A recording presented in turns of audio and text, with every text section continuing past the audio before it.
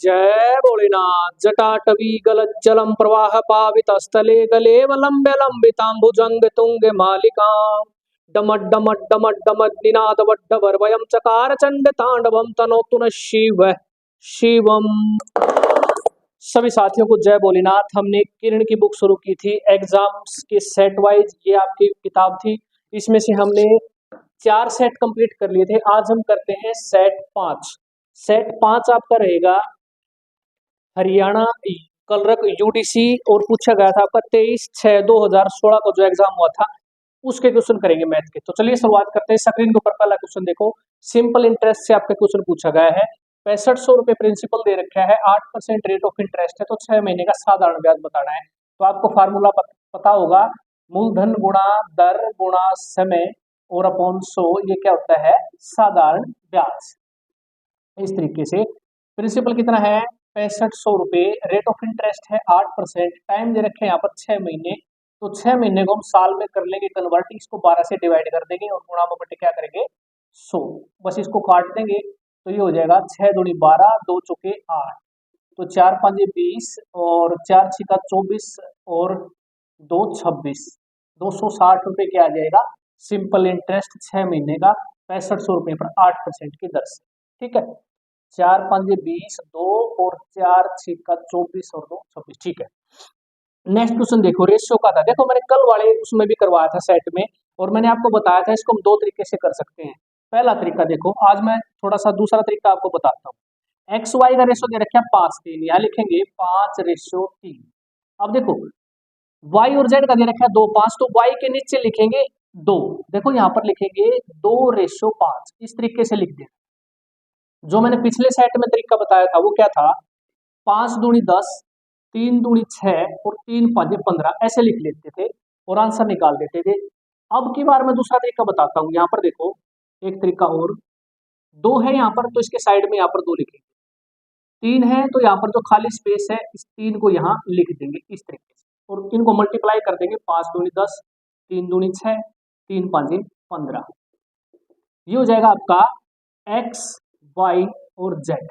बताना क्या है एक्स और जेड का, एक्स कितना है 10 है और जेड कितना है 15 है, तो 5 दूनी 10 और 5 दिए 15, 2:3 आपका आंसर आ जाएगा।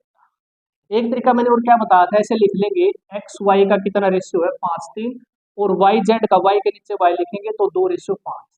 तो यहाँ पर कैसे गुणा करते थे, 5 दूनी 10 इस तरीके से, फिर 2 को 3 में, 3 दूनी 6 और 3 को 5 में, 3 5 15।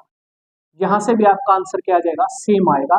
तो एक्स ये रहा, जेड ये रहा, इसका रेशियो बताना था, काट देंगे 5 दूनी 10 और 5 दिए 15। यहाँ से भी आपका आंसर क्या आ जाएगा 2:3।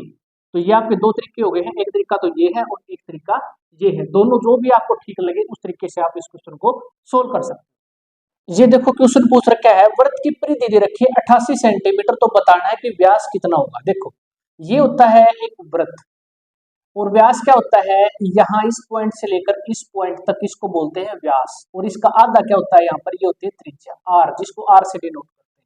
ठीक है, तो वृत्त की जो परिधि होती है यहाँ से लेकर किसी भी पॉइंट से लेकर और उसी पॉइंट पर इस तरीके से चक्कर लगाते हुए वापस इसी पॉइंट पर आ जाना, इसको बोलते हैं परिधि। और परिधि का जो फार्मूला होता है वो होता है 2πr, और ये दे रखी है आपकी 88 सेंटीमीटर। तो यहाँ से 2 गुणा में पाई की वैल्यू लिखेंगे 22/7 गुणा में r इज इक्वल टू 88। तो r कितना आ जाएगा, r इज इक्वल टू 88 बटे में गुणा में ये हो जाएगा 7/22, ये रिवर्स हो जाएगा गुणा में ये 2, तो 22 चौका 88 और 2 दूनी 4 और 7 दूनी 14, ये क्या आ जाएगी, ये आ जाएगी आपकी त्रिज्या, यानी कि जो ये r है ये कितनी आ गई 14। और व्यास क्या होता है, इसको डबल कर देंगे क्योंकि ये आधा होता है, ये त्रिज्या होती है, पूरा होता है व्यास, तो 14 ये है तो 14 ये, 14 और 14 कितना हो जाएगा 28, तो ये आ जाएगा व्यास। तो वृत्त का व्यास बताना था 88 सेंटीमीटर, ये आंसर हो जाएगा। टाइम एंड वर्क से ये क्वेश्चन पूछा जाता है, ये मैंने फार्मूला लिख दिया, एमडीएच पर आधारित आपका फार्मूला पूछा जाता है।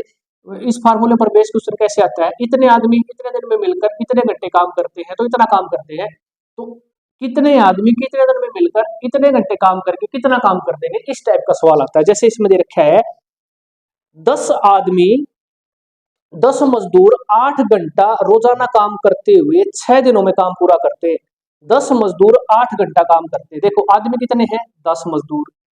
कितने घंटे काम करते हैं? 8 घंटे। और कितने दिन में काम को पूरा कर देते हैं?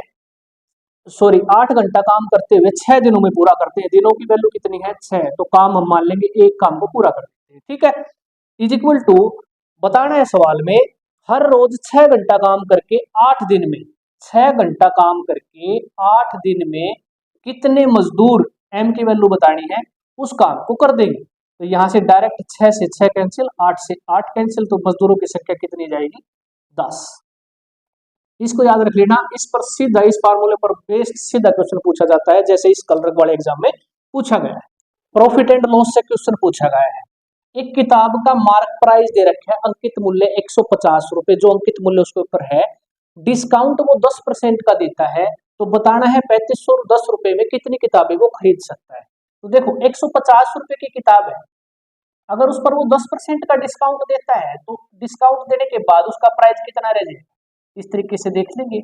9 पंजे 45, कैरी ले लिया 4, और 9 एकम 9 और 4 13, 135 रुपए की वो किताब आपको देगा। 150 रुपए उसका मार्क प्राइस है, 10% डिस्काउंट देने के बाद एक किताब का मूल्य 135 रुपए अब में आपको देगा। तो वो बताना है 3510 रुपए में कितनी किताबें खरीद सकता है। तो एक किताब का मूल्य कितना है? 135 रुपए है। तो इसको डिवाइड कर देंगे तो यहां से आ जाएगा 26 किताबें। ठीक है, इस तरीके से। तो 3510 रुपए में वो 135 किताबें, सॉरी 3510 रुपए में वो 26 किताबें खरीद सकता है इस मूल्य। ठीक है, इसको काट के देख लेना, 26 आ जाएगा आंसर। नेक्स्ट क्वेश्चन देखो, एवरेज से 35 छात्रों का औसत जो उम्र है वो 15 दे रखी है। कहता है सवाल में कि 16 वर्ष औसत उम्र के 5 नए अगर छात्र उसमें शामिल कर लिए जाते हैं तो कुल औसत कितना हो जाएगा छात्रों का। देखो 35 छात्रों की औसत उम्र 15 है, तो इसको अगर मैं 35 से गुणा कर दूं तो यहां से कुल आ जाएगी आयु, 35 छात्रों की कुल आयु आ जाएगी। तो यहां से करेंगे 15 पचे 75, 7 कैरी, 15 तिया 45, और 7 और 5 12, और 4 और 1 5, 525 उम्र आ जाएगी 35 छात्रों की। ठीक है, 16 वर्ष औसत उम्र के 5 नए छात्र शामिल कर लिए जाते हैं।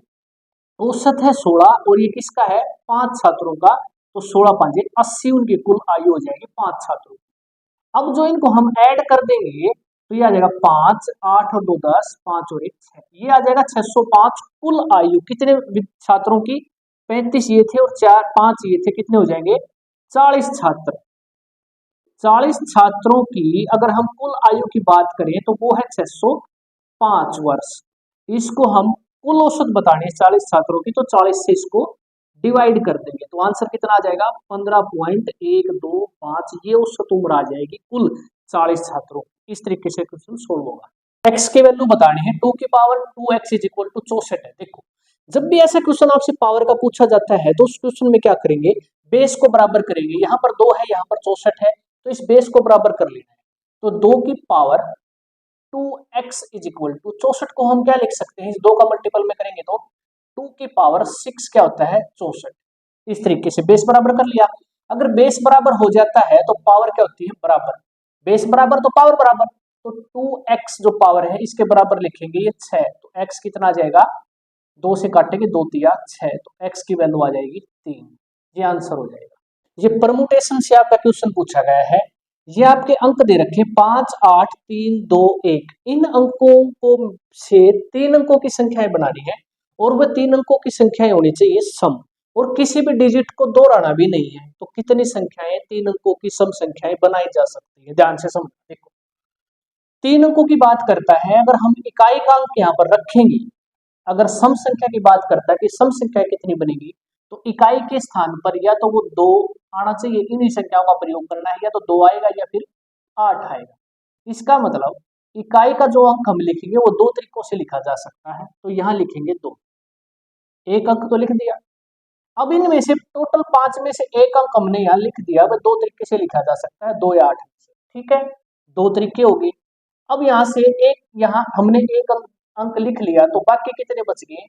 4। इसको लिखेंगे यहाँ पर 4। अब 2 अंक हमने यहाँ लिख लिए, तो अब कितने बच गए? ये बच गए 3। 3 अंक को यहाँ लिख देंगे, तो इनको कर देंगे मल्टीप्लाई। 3 चौके 12 और 12 दूनी 24, 24 सम संख्याएं बनाई जा सकती हैं 3 अंकों की, और बगैर दोहराए इन अंकों का प्रयोग करके। ये था आपका आंसर। अगर पूछता 2 अंकों की कितनी बनाई जा सकती हैं, तो हम क्या करते? देखो, इकाई के अंक, इकाई का जो अंक होगा वो 2 और 8 में से एक होगा, तो इसका मतलब 2 तरीके तो ये हो गए। और यहाँ पर क्या लिखेंगे? एक अंक तो हमने लिख दिया, टोटल 5 अंक थे, 5 डिजिट दे रखे हैं, तो बचे कितने? 4। तो इसको यहाँ लिख देते हैं, 2 अंकों की बढ़ती, इसको मल्टीप्लाई कर देते हैं, 4 दूनी 8, ये आंसर आ जाए। इस तरीके से हम इन क्वेश्चनों को सोल्व कर सकते हैं। ये थी आज की क्लास, जिसमें आपको मैंने हरियाणा कलरक यूडीसी में जितने पूछे गए क्वेश्चन थे वो मैंने आपको करवाए। तो आप लोगों को मैं बताना चाहता हूँ, जितने भी मैं तरीके करवाता हूँ वो सारे के सारे एक अच्छे लेवल के और शॉर्ट ट्रिक से मैं करवाने की कोशिश करता हूँ।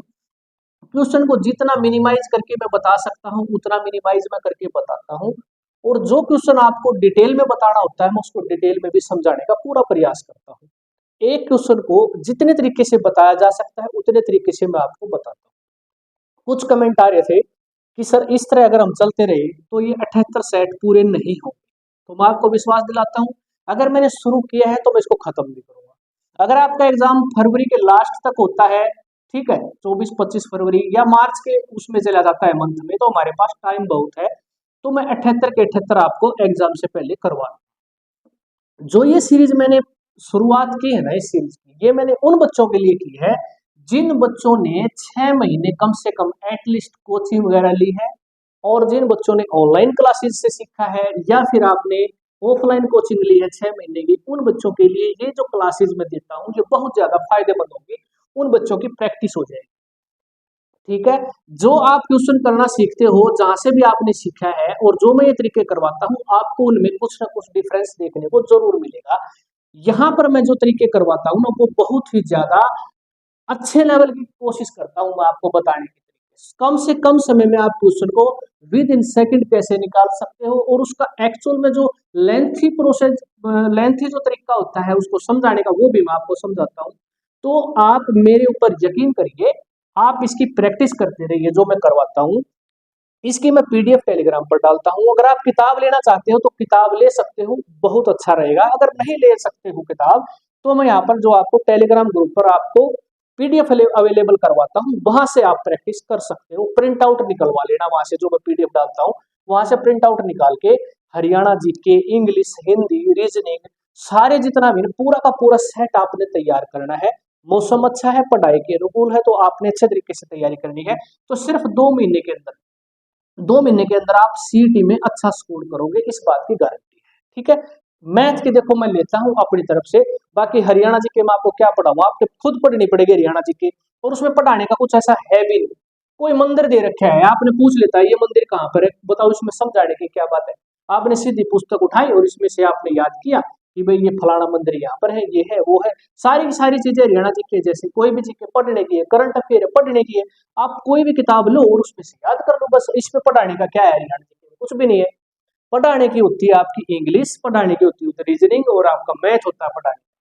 ठीक है, ज्यादा से ज्यादा आप हिंदी भी कह सकते हो, हिंदी तो हमारी मातृभाषा है। अगर हम 10 नंबर की हिंदी पूछी जाती है, तो मैं ये उम्मीद करता हूँ 10 में से आपके 9 नंबर तो आने ही चाहिए हिंदी में। अगर 10 नंबर का मैथ पूछा जाता है और 10 में से आप 10 नंबर यहाँ पर ले सकते हो, और रीजनिंग में 10 में से 10 नंबर ले सकते हो, इस तरीके से मिलाकर आपके जो है ना कम से कम भी 35 से 40 तो नंबर यहीं पर बन जाते हैं आपके।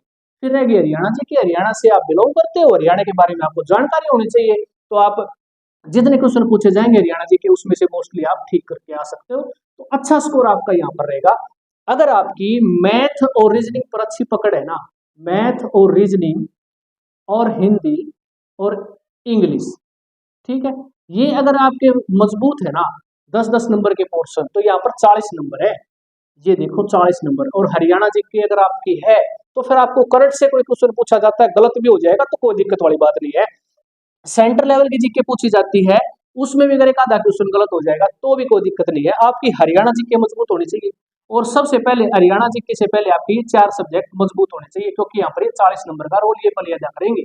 इसके बाद आपके हरियाणा जीके में जितने क्वेश्चन अगर आप अच्छे तरीके से करते हो हरियाणा जीके की तैयारी, तो आप इसमें से अच्छा स्कोर कर पाओगे। कम से कम भी ये मानो 80+ आपका स्कोर रहेगा, अगर आप अच्छे तरीके से जो मैं करवाता हूँ इसको करोगे तो। उम्मीद करता हूं आपको बात समझ में आई होगी। डेली एक सेट आपने करना है, डेली की डेली। अगर आपको समझ में भी नहीं आता ना, तो जीके का रट्टा मार दो, रट्टा मारने से भी बात बढ़ जाएगी। जो चीज आपको जिस पोर्शन में, देखो मैथ में रट्टा नहीं लगा सकते, रीजनिंग में नहीं लगा सकते, इंग्लिश में रट्टा लगा सकते हो, वन वर्ड सब्स्टिट्यूशन है, ईडियम फ्रेज है, यहाँ पर आप रट्टा लगा सकते हो। ठीक है, हिंदी है, हिंदी में कोई ज्यादा रट्टा लगाने की जरूरत नहीं है, फिर भी आप इसमें अगर चाहो तो इसको एक बार में ही कर लेना, ज्यादा समय नहीं लेगी, ये 10 के 10 नंबर यहाँ पर आपके खड़े हो जाएंगे। हरियाणा जीके में रट्टा लगा दो, क्या दिक्कत है, करंट अफेयर में लगा दो, सेंट्रल लेवल के जीके में लगा दो, आपने याद करना है बस। एग्जाम में जो पूछा जाए वो आपको याद रहना चाहिए, ऑप्शन आपके सामने होंगे, आपने क्लिक करना है कि भाई ये आंसर है, बस इतना है। ठीक है, ये चीजें आपको मैंने बता दी, बार बार बताने की ये चीजें है नहीं। अच्छे तरीके से आप तैयारी करते रहो, आपका सिलेक्शन जरूर होगा। मिलते हैं अगली क्लास में। वीडियो कैसे लगी कमेंट बॉक्स में बताना, और कमेंट में जरूर लिख देना है जय भोलेनाथ।